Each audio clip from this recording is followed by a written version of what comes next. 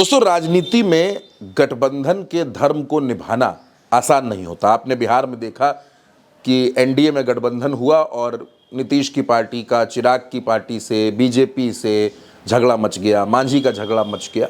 गठबंधन निभाना दरअसल आसान होता नहीं है।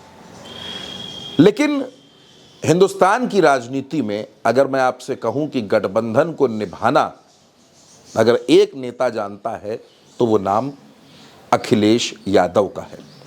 और आज से नहीं दोस्तों, अखिलेश यादव ने हमेशा गठबंधन का सम्मान किया है। गठबंधन में शामिल जो दल हैं उनका सम्मान किया है।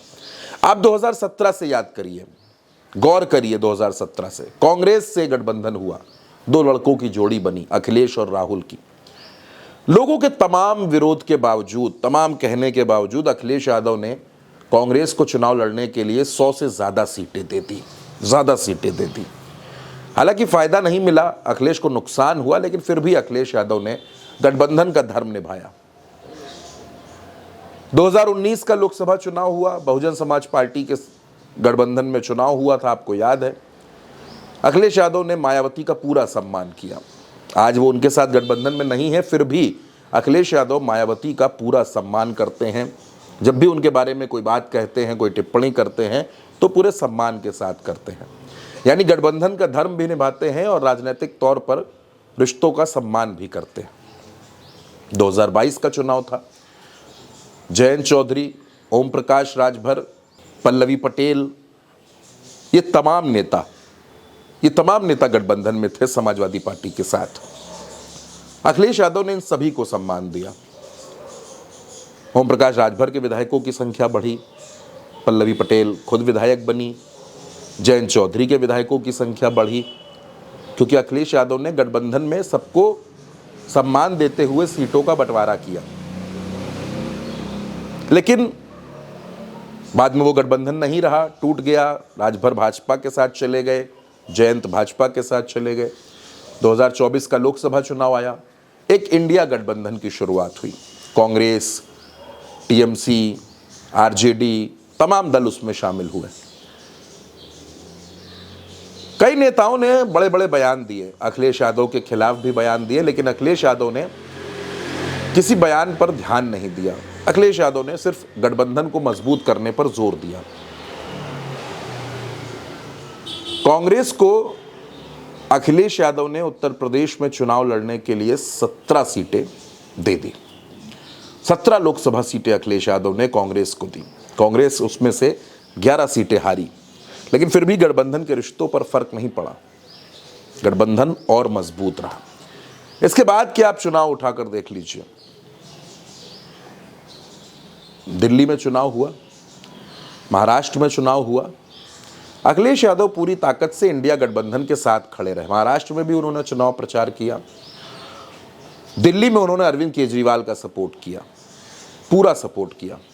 और अब जब बिहार में चुनाव चल रहा है तो अखिलेश यादव ने अपनी पूरी ताकत आरजेडी के साथ लगा दी। आपने देखा कि वो खेसारी लाल यादव के लिए प्रचार करने पहुंचे थे, वोट मांगने पहुंचे थे। उनके तमाम सांसद भी पहुंचे, तमाम सांसद जा रहे हैं, पहुंच रहे हैं, प्रचार कर रहे हैं। अखिलेश यादव ने खेसारी लाल यादव के लिए वोट भी मांगे और तेजस्वी यादव को मुख्यमंत्री बनाने की अपील भी की लोगों से। रघुनाथपुर की सीट सीवान जिले में, जहां शहाबुद्दीन के बेटे ओसामा चुनाव लड़ रहे हैं, अखिलेश यादव उस सीट पर भी पहुंचे। ओसामा के लिए उन्होंने प्रचार किया, वोट मांगे। और ये दिखाया कि गठबंधन में जब आप होते हैं तो आपको दूसरे दल का कितना सम्मान करना होता है, किस तरह से सबको साथ लेकर चलना होता है। आप अखिलेश यादव जिस तरह तेजस्वी यादव को मुख्यमंत्री बनाने की अपील कर रहे हैं, वोट मांग रहे हैं, आप वो भी सुनिए। सभी आदरणीय बुजुर्ग, माताएं, बहनें और बड़ी संख्या में जो हमारे नौजवान साथी दिख रहे हैं, नौजवान साथी और महागठबंधन के सभी हमारे नेता जो मंच पर हैं, पत्रकार साथियों और उपस्थित सभी आमजन, मैं आप सबका बहुत बहुत धन्यवाद आभार व्यक्त करना चाहता हूं। मैं देख रहा हूं चुनावी जनसभा में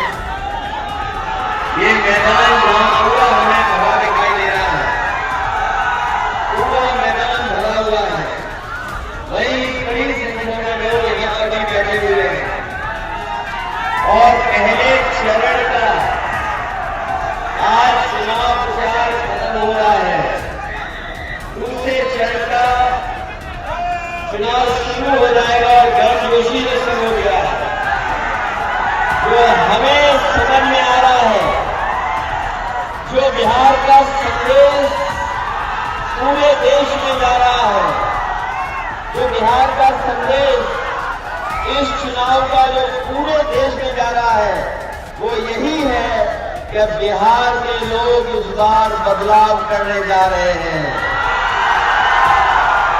तो दोस्तों, एक बात बिल्कुल साबित होती है अखिलेश यादव को देखकर, उनको समझकर, सुनकर, कि अखिलेश यादव गठबंधन का पूरा सम्मान करते हैं। गठबंधन में जो दल शामिल हैं उनको साथ लेकर चलते हैं, और यही बात आज हर कोई कह रहा है। अखिलेश यादव को हर किसी से अलग करती है ये बात कि हिंदुस्तान की राजनीति में गठबंधन में शामिल दलों का सम्मान करना अखिलेश से सीखना चाहिए।